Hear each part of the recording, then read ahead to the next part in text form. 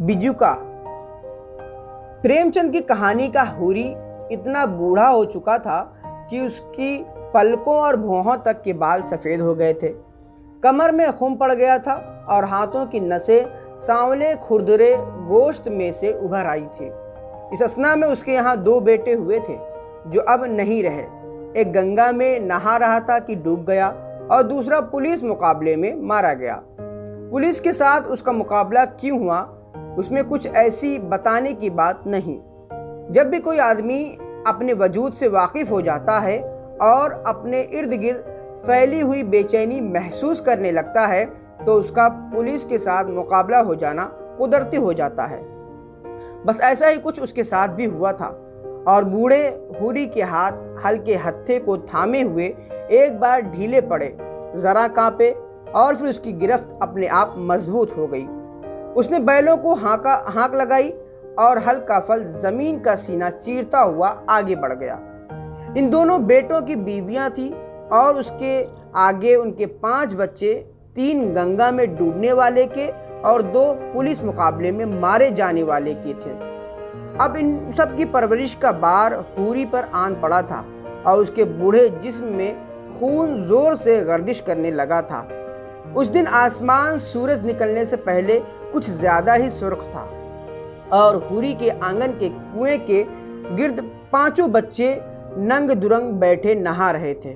उसकी बड़ी बहू कुएं से पानी निकाल कर उन पर बारी बारी उड़ेलती जा रही थी और उछलते हुए अपना पंडा मलते पानी उछाल रहे थे। छोटी बहू ने बड़ी बड़ी रोटियां बनाकर चंगेरी में डाल रही थी और हूरी अंदर कपड़े बदल कर पगड़ी बांध रहा था। पगड़ी बांधकर उसने ताकचे में रखे आईने में अपना चेहरा देखा। सारे चेहरे पर लकीरें फैल गई थी।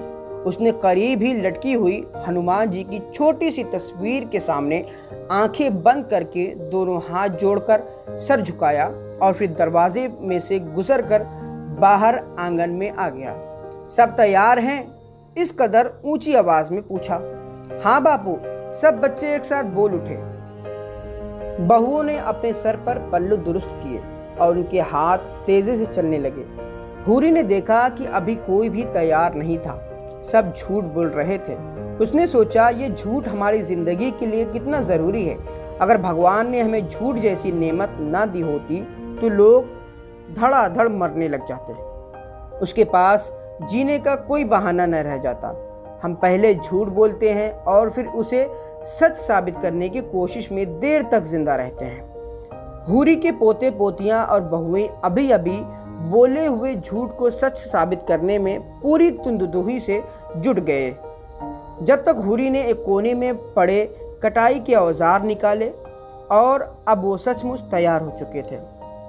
उनका खेत लहलहा उठा था, फसल पक गई थी और आज कटाई का दिन था। ऐसे लग रहा था जैसे कोई त्योहार हो। सब बड़े चाव से जल्द अज जल्द खेत पर पहुंचने की कोशिश में थे। उन्होंने देखा कि सूरज की सुनहरी किरणों ने सारे घरों को अपने जादू में जकड़ लिया है। हूरी ने अंगोछा कंधे पर रखते हुए सोचा, कितना अच्छे समय आ पहुंचा है। ना अहले मंद की धौंस, ना बनिए का खटका, ना अंग्रेज की जोर जबरदस्ती और न जमींदार का हिस्सा। उसकी नजरों के सामने हरे हरे खोशे झूम उठे। चलो बापू, उसके बड़े पोते ने उसकी उंगली पकड़ ली। बाकी बच्चे उसकी टांगों के साथ लिपट गए। बड़ी बहू ने कोठरी का दरवाजा बंद किया और छोटी बहू ने रोटियों की पोटली सर पर रखी। वीर बजरंगी का नाम लेकर सब बाहर की 4 दीवारी वाले दरवाजे में से निकल कर गली में आ गए और फिर दाएं तरफ मुड़कर अपने खेत की तरफ बढ़ने लगे।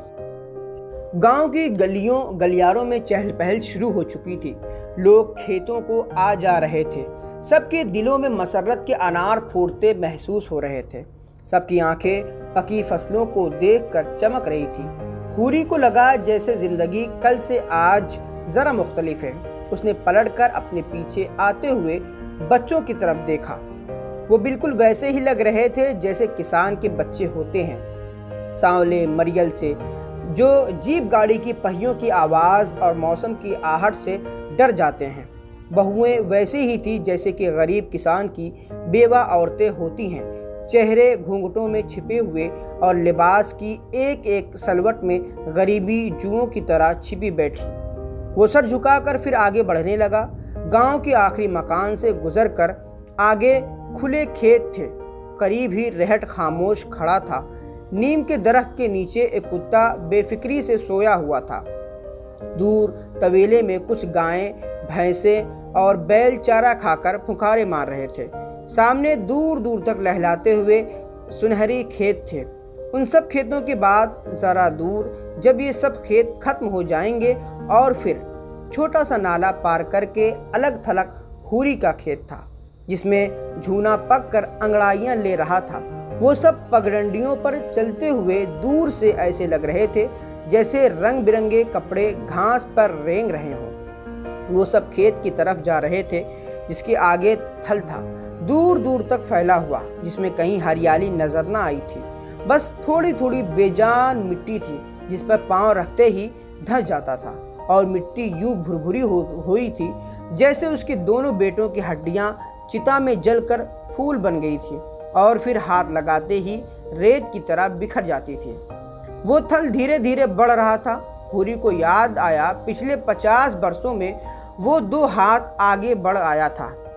हुरी चाहता था जब तक बच्चे जवान हों वो थल उनके खेत तक ना पहुँचे, और तब तक वह खुद किसी थल का हिस्सा बन चुका होगा।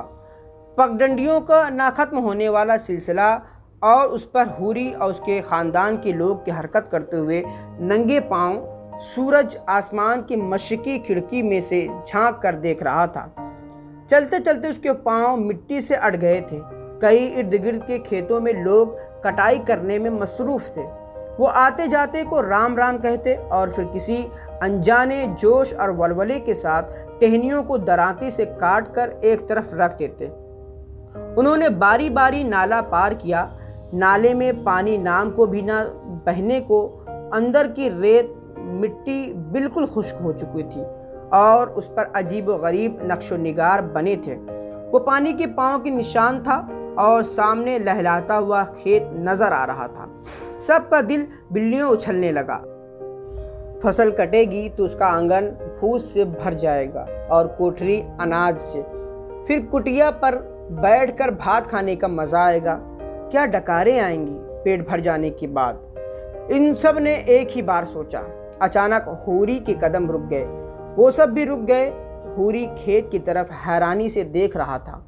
वो सब कभी हुरी और कभी खेत को देख रहे थे कि अचानक हुरी के जिस्म में जैसे बिजली की सी फुर्ती पैदा हुई। उसने चंद कदम आगे बढ़कर बड़े जोश से आवाज़ लगाई, अबे कौन है से। और फिर सब ने देखा उन खेत में पकी हुई फसल में कुछ बेचैनी के आसार थे। अब वो सब हुरी के पीछे तेज तेज कदम बढ़ाने लगे। हुरी फिर चिल्लाया, अबे कौन है रे, बोलता क्यों नहीं? कौन फसल काट रहा है मेरी? मगर खेत में से कोई आवाज़ ना मिला। अब वो करीब आ चुके थे और खेत के दूसरे कोने पर दरांती चलने की शराब की आवाज़ बिल्कुल साफ सुनाई दे रही थी। सब कदरे सहम गए। फिर हुरी ने हिम्मत से ललकारा, कौन है हराम का जना, बोलता क्यों नहीं है? और अपने हाथ में पगड़ी दरांती सूत ली। अचानक खेत के परले हिस्से में से एक ढांचा सा उभरा, जैसे मुस्कुराकर उन्हें देखने लगा। मैं हूँ हुरी काका बिजुका। उसने अपने हाथ में पगड़ी दरांती फजा में हिलाते हुए जवाब दिया। सब के मारे खौफ से खट्टी सिट्टी सी चीख निकल गई। उसके रंग जर्द पड़ गए और हुरी के होंठों पर गोया सफ़ेद पपड़ी सी जम गई। कुछ देर के लिए वो सब सकते में आ गए और बिल्कुल खामोश खड़े रहे। वो कुछ देर कितनी भी, एक पल, एक सदी या फिर एक युग, उनका उनमें से किसी का अंदाज़ा ना हुआ, जब तक कि उन्होंने हुरी की गुस्से से कांपती हुई आवाज़ ना सुनी। उन्हें अपनी ज़िंदगी का एहसास ना हुआ। तुम बिजुका, तुम? अरे तुमको तो मैंने खेत की निगरानी के लिए बनाया था, बांस के फांकों से, और तुमको उस अंग्रेज़ शिकारी के कपड़े पहनाए थे जिसके शिकार में मेरा बाप हांका करता था। और जाते हुए खुश होकर अपने फटे हुए खाकी कपड़े मेरे बाप को दे गया था।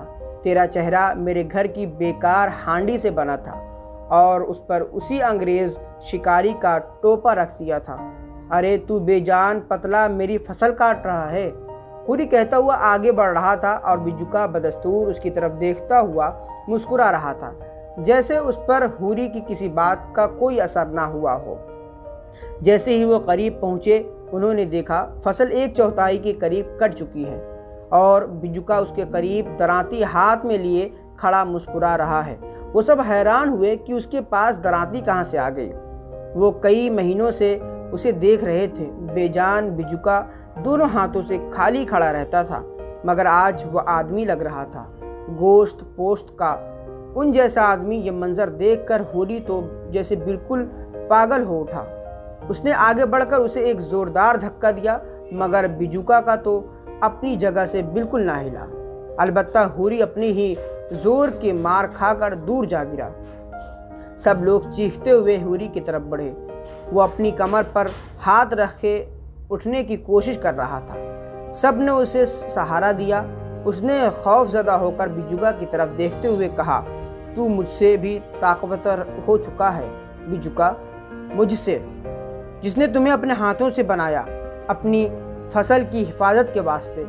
बिजुका हस्ब मामूल मुस्कुरा रहा था, फिर बोला, तुम खामखा खफा हो रहे हो हुरी काका, मैंने तो सिर्फ अपने हिस्से की फसल काटी है 1/4, लेकिन तुमको क्या हक है मेरे बच्चों का हिस्सा लेने का?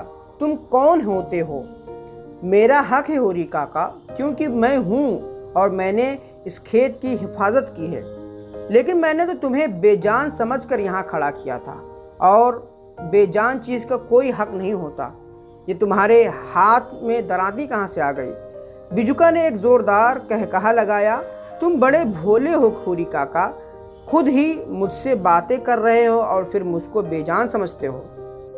लेकिन तुमको ये दरांती और ज़िंदगी किसने दी? मैंने तो नहीं दी थी, ये मुझे आपसे आप मिल गई। जिस दिन तुमने मुझे बनाने के लिए बांस की फांकें चीरी थी, अंग्रेज़ शिकारी के फटे पुराने कपड़े लाए थे, घर की बेकार हांडी पर मेरी आंखें, नाक, कान और मुंह बनाया था, उसी दिन उन सब चीज़ों में ज़िंदगी कलबला रही थी और ये सब मिलकर मैं बना। और मैं फसल पकने तक यहाँ खड़ा रहा और एक दरांती मेरे सारे वजूद में से आहिस्ता आहिस्ता निकलती रही। और जब फसल पक गई वो दरांती मेरे हाथ में थी, लेकिन मैंने तुम्हारी अमानत में ख़यानत नहीं की। मैं आज के दिन का इंतज़ार करता रहा और आज जब तुम अपनी फसल काटने आए हो, मैंने अपना हिस्सा काट लिया। इसमें बिगड़ने की क्या बात? बिजुका ने आहिस्ता आहिस्ता सब कहा, ताकि उन सब को उसकी बात अच्छी तरह समझ में आ जाए। नहीं, ऐसा नहीं हो सकता, ये सब साजिश है। मैं तुम्हें एक तिनका भी नहीं ले जाने दूंगा। हुरी चीखा। बिजुका ने मुस्कुराते हुए दरांती फेंक दी। गांव की चौपाल पर पंचायत लगी। पंच सरपंच मौजूद थे। हुरी अपने पोते पोतियों के साथ पंच में बैठा था। उसका चेहरा मारे गम के मुरझाया हुआ था। उनके दोनों बहुएं दूसरी औरतों के साथ खड़ी थी और बिजुका का इंतज़ार था। आज पंचायत ने अपना फैसला सुनाना था। मुकदमा के दोनों फरीक अपना अपना बयान दे चुके थे। आखिर दूर से बिजुका खरामा खरामा आता हुआ दिखाई दिया। सबकी नज़रें उसकी तरफ उड़ गई। वो वैसे ही मुस्कुराता हुआ आ रहा था जैसे ही वो चौपाल में दाखिल हुआ। सब गैर इरादी तौर पर उठ खड़े हुए और उनके सर ताज़ीमन झुक गए। हुरी ये तमाशा देखकर तड़प उठा। उसे लगा कि बिजुका ने सारे गांव के लोगों का ज़मीर खरीद लिया है, पंचायत का इंसाफ खरीद लिया है। वो अपने आप को तेज़ पानी में बेबस आदमी की तरह हाथ पांव मारता हुआ महसूस करने लगा। आखिर सरपंच ने अपना फैसला सुनाया। हुरी का सारा वजूद कांपने लगा। उसने पंचायत के फैसले को कबूल करते हुए फसल का 1/4 हिस्सा बिजुका को देना मंजूर कर लिया और फिर खड़ा होकर अपने पोतों से कहने लगा, सुनो, ये शायद ज़िंदगी की आखिरी फसल है। अभी थल खेत से कुछ दूरी पर है। मैं तुम्हें नसीहत करता हूँ, अपनी फसल की हिफाजत के लिए फिर कभी बिजुका ना बनाना। अगले बरस जब हल चलेंगे बीज बोया जाएगा और बारिश का अमृत खेत में से कोपलों को जन्म देगा, तो मुझे एक बांस पर बांधकर खेत में खड़ा कर देना बिजुगा की जगह पर। मैं तब तक फसलों की हिफाजत करूंगा जब तक थल आगे बढ़कर खेत की मिट्टी को निगल नहीं जाए और तुम्हारी खेतों की मिट्टी भुरभुरी नहीं हो जाएगी। मुझे वहाँ से हटाना नहीं, वहीं रहने देना, ताकि जब लोग देखें तो उन्हें याद आए कि बिजुका नहीं बनाना, कि बिजुका बेजान नहीं होता। आपसे आप उसे ज़िंदगी मिल जाती है और उसका वजूद उसे दरांती थमा देता है। उनका उसकी फसल की 1/4 पर हक हो जाता है। हूरी ने कहा और फिर आहिस्ता आहिस्ता अपनी खेत की तरफ बढ़ा। उसके पोते और पोतियां उसके पीछे थे और फिर उसकी बहुएं और उसके पीछे गांव के दूसरे लोग सर झुकाए हुए चल रहे थे। खेत के करीब पहुंचकर हूरी गिरा और ख़त्म हो गया। उसके पोते पोतियों ने उसे एक बांस से बांधना शुरू किया और बाकी के सब लोग ये तमाशा देखते रहे। बिजुका ने अपने सर पर रखा शिकारी टोपा उतारकर सीने के साथ लगा लिया और अपना सर झुका दिया।